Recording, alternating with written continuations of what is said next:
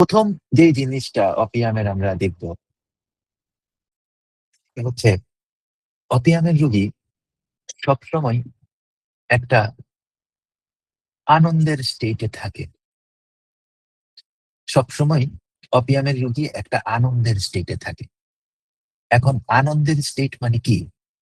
আনন্দের স্টেট মানে হচ্ছে তার অ্যাংজাইটির লেয়ার কম থাকে যখন সে সুস্থ থাকে। অপিয়াম কিন্তু আজকে এইভাবে দেখানোর মূল কারণ হচ্ছে অপিয়াম কিন্তু দুই রকম, একদম দুইটা পোলের মতো, দুইটা দুইটা এটাকে কি বলে, চুম্বকের দুইটা মেরুর মতো। হুম? অপিয়াম কিন্তু দুই রকম, একটা হচ্ছে সুস্থ অপিয়াম, একটা হচ্ছে অসুস্থ অপিয়াম। তো যখন সুস্থ অবস্থায় থাকে তখন তার মাথার মধ্যে যেটা থাকে এটা খুব ব্লিসফুল থাকে, সবকিছুতে শান্তি। ওই মুসলমান খুব বড় ধরনের সাধক, হিন্দু গুরুরা যেরকম সবকিছু খোদার উপরে ছেড়ে দিয়া বসে থাকতে পারে, খাবার আসতেছে কি না আসতেছে, এইরকম একটা ব্লিসফুল স্টেটে অপিয়াম থাকে। এটা হচ্ছে অপিয়ামের ফার্স্ট কথা। এবং এই ব্লিসফুল স্টেটে যখন সে থাকে তখন তার যেটা হয় এটা হচ্ছে যে সে কি হয়, ও মাই গড, কি হলো, নেটে ঝামেলা করলো, দাঁড়ান একটা সেকেন্ড। সো যখন সে ব্লিসফুল স্টেটে থাকে তখন যেটা হয় এটা হলো সে সে কোনো কিছুরে কোনো কিছু মনে করে না, কোনো কিছুরে কোনো কিছু মনে করে না, কোনো প্রবলেম রে কোনো প্রবলেম মনে করে না, কোনো সমস্যাকে কোনো সমস্যা মনে করে না। তার মাথার মধ্যে এই চ্যাট থাকে না যে তার চাকরি করতে যাইতে হবে। তার মাথার মধ্যে এই চ্যাট থাকে না যে তার বিয়ে করতে হবে, তার বাচ্চা ফুটাইতে হবে। তার মাথার মধ্যে এই চ্যাট থাকে না যে তার ওয়াইফের উপরে তার কিছু হক আছে, তার উপরে তার ওয়াইফের কিছু হক আছে। এগুলা কিন্তু তার মাথার মধ্যে থাকে না। এবং আপনারা, আমি অপিয়ামের যে প্রুভিং এর একটা পার্ট শেয়ার করছিলাম ফেসবুকে, সরি আপনাদের সাথে, ওইখানে আপনারা দেখবেন এখানে অ্যানিম্যান স্পষ্টভাবে লিখতেছে যে যত বেশি পরিমাণ একদিকে শরীরের অনুভূতি গুলা বাড়ে, আরেকদিকে মানসিক অনুভূতি গুলা কমে। হুম? চারদিকে কি হচ্ছে, মানে কগনিটিভ ইন্টেলিজেন্স কমে যায়। ওনার কথাটার অর্থ হচ্ছে যে কগনিটিভ ইন্টেলিজেন্স অপিয়ামের রোগীদের মধ্যে কমে যায়। তো মূল কথাটা হচ্ছে ব্লিসফুল ফিলিং এর মূল কথাটা হচ্ছে তার চাকরি করতে হবে, তার পয়সা কামাইতে হবে, তার বিয়ে করতে হবে, বাচ্চা ঘুরাইতে হবে, বাবা মার সেবা করতে হবে, দুনিয়া কঠিন কঠিন দুনিয়াকে মোকাবেলা করতে হবে। অপিয়ামের মাথায় এই ধরনের কোনো কিছু বসে না, আসে উড়াইয়া দেয়, এক কান দিয়ে ঢুকে আরেক কান দিয়ে বের করে দেয়। এখন অপিয়াম করে কি, অপিয়াম যখন অসুস্থ হয়, অপিয়াম যখন অসুস্থ হয় তখন সে যেটা করে সে হচ্ছে সে তারই অসুস্থতার কথা সে নিজে বুঝে না, এবং যখন বুঝে তখন সেটা নিয়ে কোনো কমপ্লেইন করে না। আমাদের রুব্রিক আছে, অত্যন্ত ইম্পর্টেন্ট রুব্রিক অপিয়ামের জন্য, danger sense of no danger এবং কমপ্লেইন ডাজ নট কমপ্লেইন। অনেক বুড়া মানুষ দেখবেন যে কোনো অসম্ভব রকম অসুস্থ, কোনো ধরনের কোনো কমপ্লেইন করে না, কোনো কমপ্লেইন করে না। ঠিক আছে? এবং সবচেয়ে বড় কথা হচ্ছে কোনো sense of danger, sense of danger, কোনো সেন্স অফ ডেঞ্জার কাজ করে না। সো মূল কথা হচ্ছে যেটা, এটা হচ্ছে যে এই অবস্থায় সে তার রোগ যখন শুরু হয় তখন সে এই অবস্থায় শুরু করে। সে কি শুরু করে? তার কোনো ধরনের কোনো কমপ্লেইন থাকে না এবং কোনো ধরনের তার ডেঞ্জার সেন্স কাজ করে না। তার পেটে ব্যথা হচ্ছে, সে কাউকে বলবেও না, নিজেও কমপ্লেইন ফিল করবে না। এবং এটা থেকে যে একটা ভয়ঙ্কর কিছু আছে সেটাও সে বলবে না। আমি একটা ইসোফেজিয়াল ক্যান্সারের রোগী পাইছিলাম। ওইটা যতদিন বাইচা ছিল অপিয়ামের উপরই বাইচা ছিল। তো আমি ওনাকে জিজ্ঞাসা করলাম, আমি কেসটা আজকে একটু একটু করে পুরো ক্লাসের মধ্যে ছড়াইয়া ছিটিয়া বলবো, একটা কেসই বলবো, মানে ছড়াইয়া ছিটিয়া বলবো। আমি ওনাকে জিজ্ঞাসা করতেছি যে আপনার গলার মধ্যে এইরকম সমস্যা হচ্ছে, আপনি এটা কাউকে বলেন নাই? না না, আমি এটা কাউকে বলিনি। তখন উনি কথা বলতে পারেন, তো আমি এটা কখনো কাউকে, এটা আমি কাউকে বলি নাই। এবং আপনার কাছে মনে হয় নাই যে আপনার একটা ডাক্তার দেখানো উচিত, আপনার একটা ডাক্তার দেখানো উচিত বা কোনো কিছু? না, আমার এটা কখনো মনেই হয়নি। হ্যাঁ, আমি ভাবছি যে আচ্ছা, আমি আরো কিছুদিন দেখি, আরো কিছুদিন দেখি, আরো কিছুদিন দেখি। সো এটা অপিয়াম স্টেট। এবং এখান থেকে অপিয়াম যেটা করে এটা হচ্ছে এরা টোলারেট ফেজে চলে যায়। এখন টোলারেট ফেজটা কি? টোলারেট ফেজটা কিন্তু সাংঘাতিক, এবং এটা কিন্তু অপিয়ামের একটা অত্যন্ত অত্যন্ত অত্যন্ত বড় একটা গুরুত্বপূর্ণ জায়গা, এবং এটা না হলে অপিয়াম হয় না। সো এই যে ইসোফেজিয়াল ক্যান্সার যে রোগীটা আমার কাছে আসলো, তার এই প্রবলেম ২.৫ মাস আগে শুরু হয়েছিল। হ্যাঁ?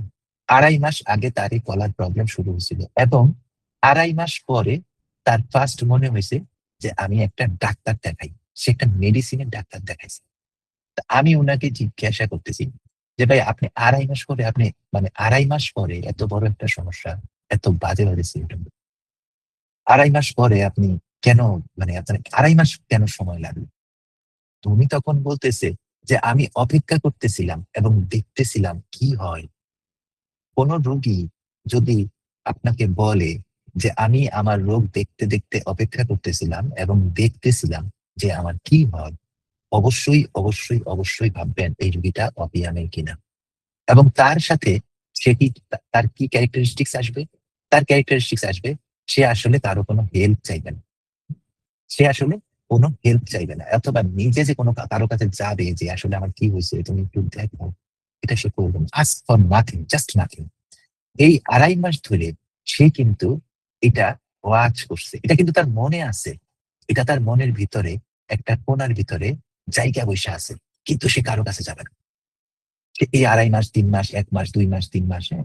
এরকম সে ওয়েট করবে। ওয়েট করতে, করতে এটার ওর হবে কি?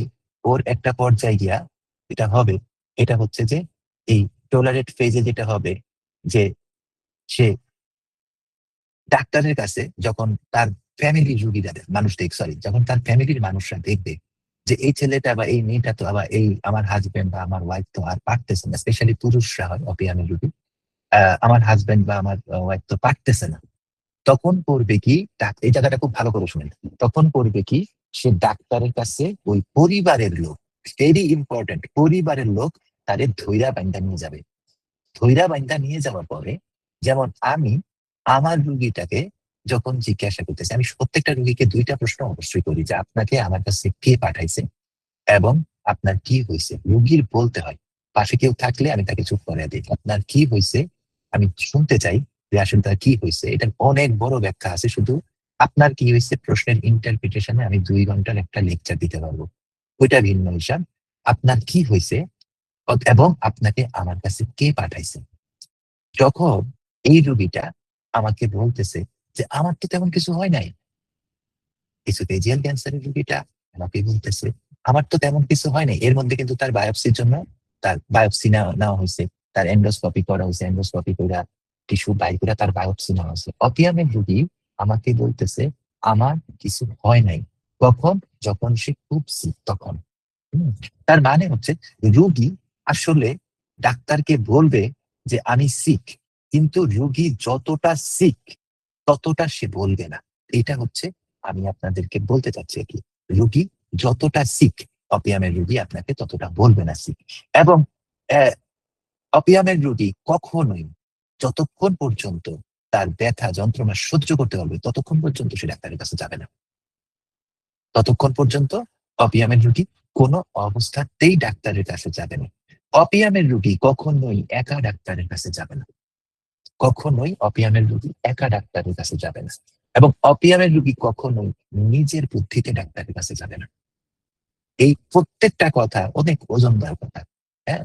কখনোই একা ডাক্তারের কাছে যাবে না। কখনোই নিজের বুদ্ধিতে ডাক্তারের কাছে যাবে না। আপনি অপিয়ামের রোগীদের কাছ থেকে শুনবেন যে তাকে কেউ না কেউ আপনার কাছে পাঠাইছে বা আপনার কাছে নিয়ে আসছে।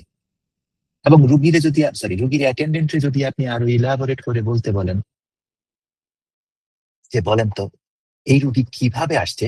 তখন বলবে যে, "আমি তাকে বলছি, সে আমাকে জিজ্ঞাসা করছে, আমার এই সমস্যা হচ্ছে কার কাছে যাইতে হবে?" তখন আমি আপনার নাম বলছি স্যার। হ্যাঁ? এটা ব্যাখ্যা আছে এবং এইটাই কিন্তু অপিয়ামের পরিচায়ক। এইটাই অপিয়ামের পরিচায়ক। তাহলে এতটুকু পর্যন্ত আমরা আসলাম যে যখন তাকে বলবে যে আম যখন সে প্রচন্ড রকম অসুস্থ, তখন সে ডাক্তারকে বলতেছে, "আমার তো তেমন কিছু এত বেশি কিছু ডেঞ্জারাস না। এই তো আমার ওয়াইফ চাইলো আপনার সাথে দেখা করতে আসলাম। আপনারা নিশ্চয়ই এরকম প্রচুর পেশেন্ট পান চেম্বারে। আমাদের সামনে বসে থাকে আমরা বুঝি না।" এখন এখানে গেল। এখানে যাওয়ার পরে তার কি হইল? তার যেটা হইল, তার টলারেন্স লেভেল ব্যথার সাথে, সাথে। অপিয়াম কি? Tolerance level. হ্যানিম্যান কি বলছে? হ্যানিম্যান এই প্রবীণ পড়বেন, হ্যাঁ? আপনারা মনে রাখবেন। আমাদের স্যারেরা আমাদের স্যারেরা, হ্যাঁ, আমি স্পেশালি আমি ৪-৫ জন টিচার পাইছি। এদের উপরে এদের এরা বড় ডাক্তার কিনা আমি জানি না, but they are very good teacher. তো এইরা আমাদেরকে র‍্যাংকিং করতো যে কোন ছেলেটার কত বেশি প্রোটিন পড়া আছে, কোন ছেলেটার কত বেশি লেজার রাইটিংস পড়া আছে, কোন ছেলেটার কত বেশি ম্যাটেরিয়া মেডিকা পিউরা পড়া আছে। সো প্রুভিং করবেন। প্রুভিং এ হানিম্যান কি বলতেছে? হানিম্যান প্রুভিং এ বলতেছে যে অপিয়াম কখনোই কখনোই অপিয়াম রাইটের মানে ভীতির ভীতির কখনোই ক্রনিক রেমেডি না। কথাটা খেয়াল করেন, কথাটার মধ্যে কিন্তু অর্থ আছে। Each word of Hahnemann, each word of Samuel Hahnemann মানে ভেরি ইম্পর্টেন্ট টু আন্ডারস্ট্যান্ড। যে আপনি ভাববেন যে এই লোকটা কেন এইভাবে লিখছে। Each word of Samuel Hahnemann is extremely important to understand যে এই লোকটা কেন এই বাক্যটা এইভাবে লিখছে। উনি কি লিখছে? উনি বলছে অপিয়াম কখনোই ক্রনিক ভীতি, ক্রনিক যে ফিয়ার, ওই ফিয়ারের জন্য ইন্ডিকেটেড না।